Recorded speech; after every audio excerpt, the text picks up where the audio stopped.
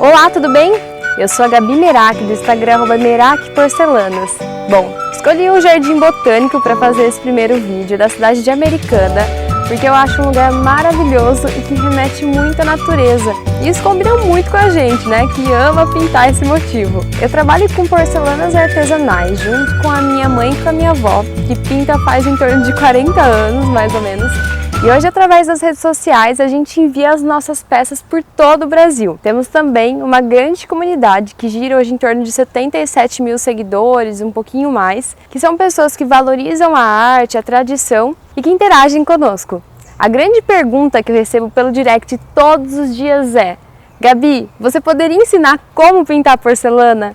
E a resposta é sim. Eu consigo ensinar a pintar porcelana artesanal, inclusive eu já faço isso com centenas de pessoas espalhadas pelo Brasil. E assim, hoje eu tenho alunas em todos os estados do país. Então, com o intuito de atender nossas amigas e seguidoras, a gente resolveu fazer a Semana de Pintura em Porcelanas Gabi Merak, de forma que a gente possa eternizar o conhecimento da minha avó e levar adiante essa arte que é tão linda e atualmente tão escassa. Durante essas 3 aulas do curso, eu vou te ensinar como pintar a jarra de beija-flor, que é um item único do ateliê, né? Sou eu quem faço, inclusive eu tenho uma fila de espera com vários clientes para comprar essa jarra que eu faço. Ela é bem famosa mesmo. Tem alguns clientes que até ficam meio chateados comigo, porque assim, o tempo de espera é bem grande, mas vale muito a pena, porque ela é como uma obra de arte, né? Todos que recebem ficam encantados, levam essa peça como uma verdadeira joia de família. E por que eu deveria fazer essas 3 aulas com a Gabi, né? É o que vocês estão perguntando. Essa menina super jovem que está falando aqui comigo pela internet. Bom, pintar porcelana é uma arte e por quase meio século a minha família transforma porcelanas em obras de arte. E eu tenho acompanhado esse processo, esse trabalho delicado, cheio de amor desde criança. Então, com o apoio da minha mãe e da minha avó, eu quero entregar essas 3 aulas para vocês de forma 100% gratuita, para incentivar as pessoas a fazerem algo que dê alegria para elas, algo para você, sabe? Como uma terapia, e a gente sabe que a arte proporciona isso. 2. Mostrar esse trabalho, que é o meu trabalho do dia a dia e que muitas pessoas, aliás a grande maioria, nunca tiveram a oportunidade de conhecer. E 3, quero impulsionar futuros grandes artistas aí pelo Brasil e pelo mundo. Para vocês me conhecerem um pouquinho mais, eu vou contar a minha história de vida, que assim, apesar de 22 anos, já é bem vivida. Eu sempre fui uma pessoa muito feliz e que buscava ver o lado positivo das coisas, sabe? E principalmente sempre fui uma pessoa muito empreendedora. Eu comecei a trabalhar com 14 anos e eu trabalhava na empresa do meu pai, onde eu tive diversos cargos para me desenvolver e tudo mais. Até que há 2 anos atrás a gente passou por uma situação muito difícil, uma dificuldade financeira, onde a empresa familiar veio à falência. Como consequência, a família inteira faliu junto. Era como se a empresa fosse uma pessoa pra gente. Todos ficamos em luto e uma grande depressão. Até que eu me vi numa cama, tomando remédio para dormir e para acordar, com uma depressão super profunda. Mas eu tinha que fazer algo para mudar essa situação. E como nossa fonte de renda tinha acabado, a gente precisava se mexer para continuar a vida. E a minha mãe foi atrás da minha avó, que é uma grande artista, como eu já te contei para vocês, né? Para ensinar a pintura em porcelana e assim vender em feira de artesanato e tudo mais. Logo em seguida, eu entrei no projeto administrando as redes sociais e aprendendo a pintar porcelana também. E o resultado foi que logo eu, que amo arte, sempre estive envolvida desde criança, acabei me apaixonando pelo mundo das porcelanas artesanais e construindo nosso Instagram, que hoje é a fonte de renda da minha família, e fazendo tudo isso com muito amor e carinho. Hoje a minha missão, tanto nas redes sociais como na vida, é ajudar outras pessoas que possam estar passando por situações difíceis na vida, mas eu quero mostrar para essas pessoas que apesar delas terem chegado no fundo do poço, elas podem se reerguer e dar um rumo para a vida delas. E é dessa forma que eu construo os meus dias, com muita gratidão e amor no coração, e sempre podendo construir novos finais felizes, né? Independente da situação atual. Enfim, agora que vocês já me conhecem, sabem quem é a Gabi Merak, vamos pro meu ateliê, que eu quero nesse momento eternizar os conhecimentos da minha avó e multiplicar com vocês. Gente, chegamos no meu ateliê. Aqui é o cantinho que eu mais amo na vida, o lugar que eu coloco a mão na massa e solto toda a minha criatividade. Agora, a gente vai conversar um pouco mais sobre conceitos artísticos importantes. Na verdade, eu aprendi essas técnicas que eu vou passar para vocês desde muito cedo, mas nunca parei de usar. Primeiro, a gente vai conversar sobre o layout. E vocês devem estar se perguntando aí, né? Gabi, o que é isso? Gente, layout é um plano, é um arranjo, é um esquema, sabe? Um projetinho da peça que a gente vai fazer. Sempre que eu vou fazer um produto, ou principalmente vender esse produto, eu faço o layout dele. Fica muito mais fácil você já ter a sua peça planejada e colocar em execução do que tirar as ideias na hora e no final a sua peça fica uma bagunça de ideias. Tudo que a gente dedica o nosso tempo planejando, a gente gasta menos da metade para executar. Então é o seguinte, antes de você iniciar a sua peça em porcelana e gastar o seu material, o seu tempo, você vai planejar a sua peça, desenhar literalmente tudo que vai compor nela e explicar para a Gabi do futuro como que você faz essa peça, colocar todos os detalhes. Você pode fazer isso em uma folha mesmo. Eu montei um exemplo aqui da minha jarra, um esquema da minha jarra, e eu vou ser sincera que eu gastei um tempinho a mais porque eu queria apresentar algo bonito pra vocês, mas normalmente eu faço um croquis rápido mesmo, sabe? Algo mais rabiscado e informal, mas que contenha todas as informações que a Gabi do futuro precisa para executá-la novamente. Os itens importantes que devem conter na folha é o modelo da porcelana, imagem, o tamanho das imagens, receitinha de cores, e o legal de fazer o layout de cada peça é que você acaba ficando com uma pasta de ideias. Você pode guardar esse material para um futuro, para tirar referências e tudo mais. Enfim, se vocês querem fazer coisas bonitas, se planejem, pense, usa a cachola aí. Bom, esses são os itens importantes que a Gabi do futuro precisa para saber fazer de novo a jarra. Então eu coloco aqui o modelo de uma forma que eu lembre. As imagens e medidas, aqui eu até imprimi as imagens e coloquei cada medida dela. Por exemplo, quando a gente vai imprimir no computador, quanto eu deixo de altura, sabe? Assim eu consigo realmente ter essa medida certinho de novo. Então aqui o beija-flor, eu até coloquei, no caso eu coloco às vezes a pasta que está no meu computador, então imprimir com 17 centímetros de altura. Orquídea, imprimir com 20 centímetros de altura. Coloquei aqui uma parte da técnica para eu me lembrar no futuro. Então eu lembro que eu uso óleo mole mais o pincel chanfrado, trazendo de fora para dentro, deixando o meio mais escuro. E aqui eu até lembrei que quando eu vou fazer o miolo da orquídea, que no caso é esse meinho, eu misturo o roxo com rosa para ele ficar mais escurinho. Coloquei a receitinha de cores e isso é o mais importante, gente, saber as cores que você usou naquela peça. Então, Pink 35 mais roxo, o amarelo da vovó, que também é uma tinta da vovó, que ela me deu de herança, verde chrome, isso tudo ainda na flor. No beija-flor, Pink 35, roxo, azul Tiffany, Naso Blue, verde chrome. E aqui eu me dou uma dica também, que a pena eu vou fazendo como se fosse um U, sabe? A letra U, com pincel médio e filete. Dessa forma, independente de quando eu for fazer outra jarra, pode ter passado 2, 3 anos, eu vou me lembrar como fazer a jarra. Aí na sua casa você pode fazer isso muito mais simples, né? Eu até brinquei que eu dei uma emperequetada aqui, mas você pode fazer isso de forma rápida, guarda numa pasta Z, deixa tudo bonitinho, ou então faz igual eu, sabe? Um Moleskine mesmo, e vai deixando as suas peças, as suas obras de arte aí. Agora a gente vai para o segundo item da aula, o círculo cromático. Gente, muitas pessoas acham que definir as cores é o resultado de um puro bom gosto, mas na verdade, quem trabalha com profissões visuais, como design, fotografia, ilustração, sabe que é a teoria das cores bem elaborada que causa esse efeito, sabe, na composição final. Porque as cores geram sensações no nosso corpo, seja uma sensação de agitação, como as cores quentes que remetem ao fogo, ou então a sensação de tranquilidade, equilíbrio, como as cores frias que remetem à água. Quero apresentar para vocês o círculo cromático, esse é nosso amigo, e ele simplifica muito a nossa vida.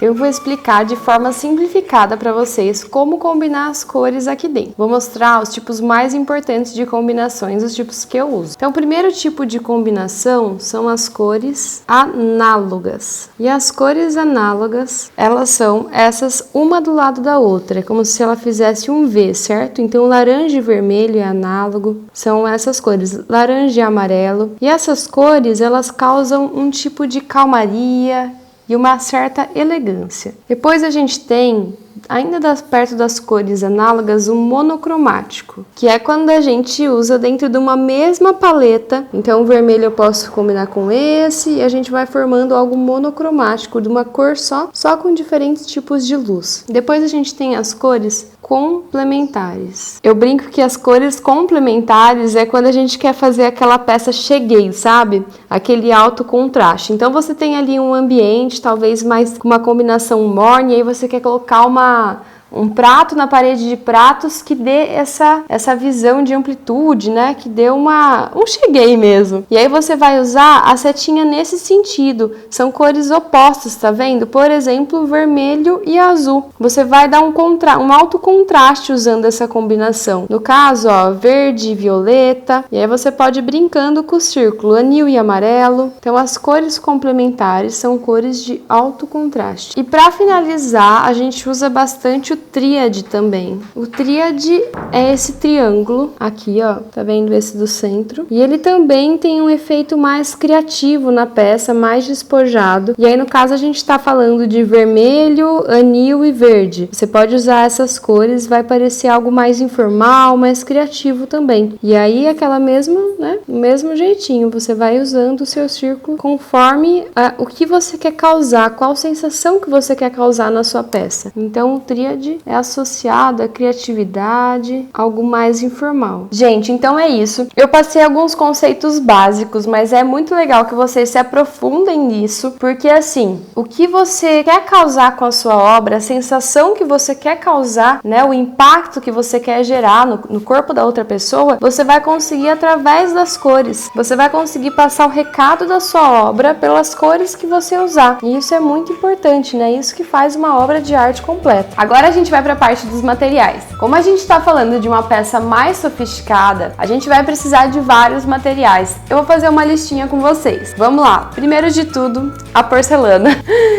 Que é assim, precisa ser um material de porcelana mesmo, não pode ser aquelas... Você pode fazer em uma caneca, em um prato, mas realmente precisa ser um material de porcelana, esse material esmaltado, e não aquela caneca de sublimação, por exemplo. Então, a porcelana é muito importante. Na hora de você escolher ela, dá uma olhadinha se ela não tem nenhum furo, se ela não tá manchadinha, que é muito importante. Então eu falo assim, todas as peças que eu faço, eu escolho super a dedo ela. O próximo material que a gente usa vai ser o vegetal. O vegetal não tem muito segredo, né? Tem pessoas que às vezes trocam por papel manteiga, mas a gente usa ele para pegar o risco de um papel e depois levar para porcelana. Então o vegetal, que é esse papel transparente. Outro material que a gente vai usar é o carbono. Muitas pessoas me perguntam, Gabi, posso usar outro tipo de carbono? Gente, tem vários tipos de carbono. Eu só me adaptei a esse de porcelana mesmo, inclusive esse preto, mas é porque eu sou bem chata. E como a gente faz isso todos os dias, tem que ser o melhor material. Gabi, posso testar outros carbonos? Pode, mas você corre o risco de depois da queima ele ficar manchadinho atrás. Então eu indico esse carbono preto para porcelana mesmo, tá? A gente vai precisar de um tira-risco, que é esse boleador, ou de uma caneta sem tinta. A Dona Onça até prefere a caneta sem tinta, eu prefiro tira-risco, tanto faz, o que você tiver aí mais fácil, dá certo. É que a gente vai transferir aquele desenho do vegetal para a peça. Normalmente eu pinto com copaíba, mas em específico na jarra, como é algo mais elaborado, eu uso óleo mole, que ele me permite pintar várias vezes, né, no mesmo local e dar um efeito, porque o copaíba ele vai secando. Então na jarra eu uso óleo mole. Gente, eu falo, né, quem é artesã de verdade, o material é esse material que eu uso mesmo, não tem material novinho aqui não, porque eu uso, tá? Uma espátula, essa espátula é perigosa.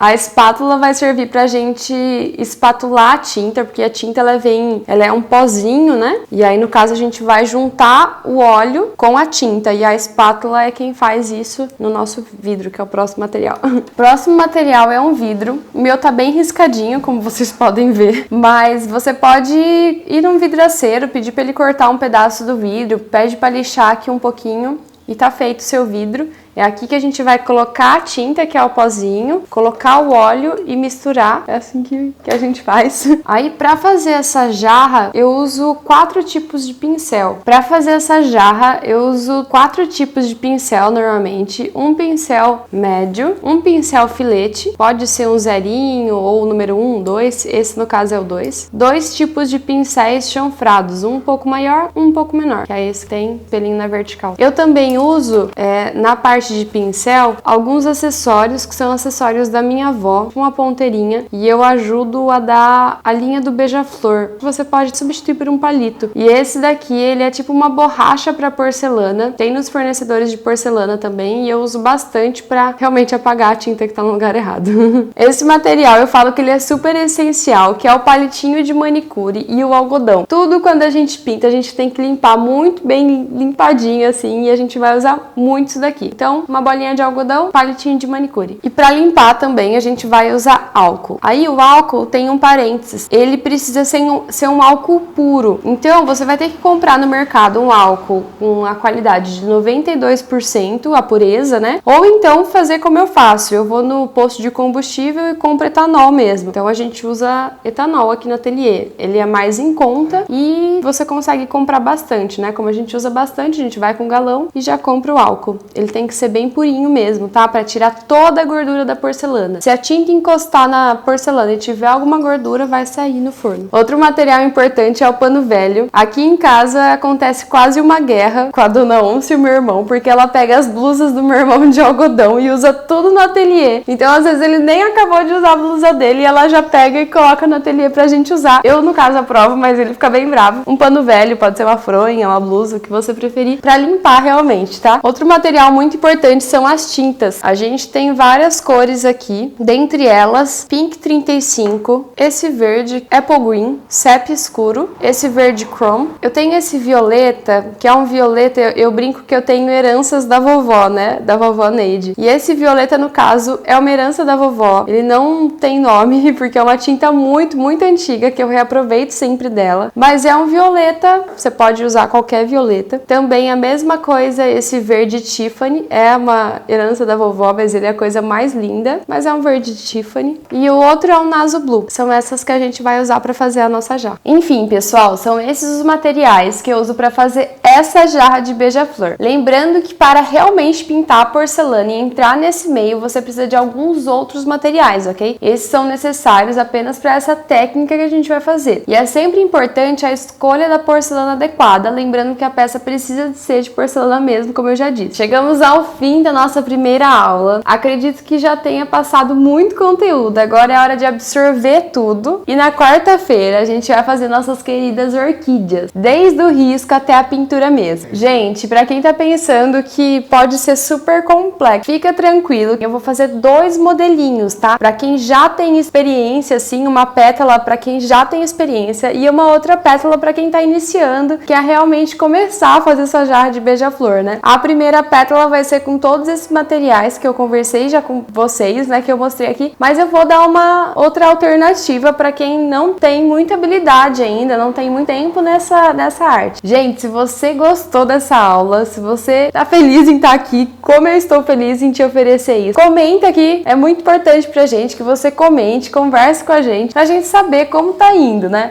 Enfim, é isso, espero mesmo que tenham gostado, um beijo e até! Tchau! Chegamos ao fim da nossa primeira aula. Eu espero que vocês tenham gostado, porque eu preparei ela com muito carinho. Gente, é isso. Deixa aqui nos comentários o que vocês acharam, se realmente acredita que a pintura em porcelana deve ser mais conhecida pelo Brasil e se vocês estarão aqui comigo na próxima aula. Ainda se quiser saber mais sobre eu, minha mãe e minha avó, eu tô sempre super disponível pelo Instagram. É só me acompanhar por lá. É @Merak_porcelanas. Gente, um beijo.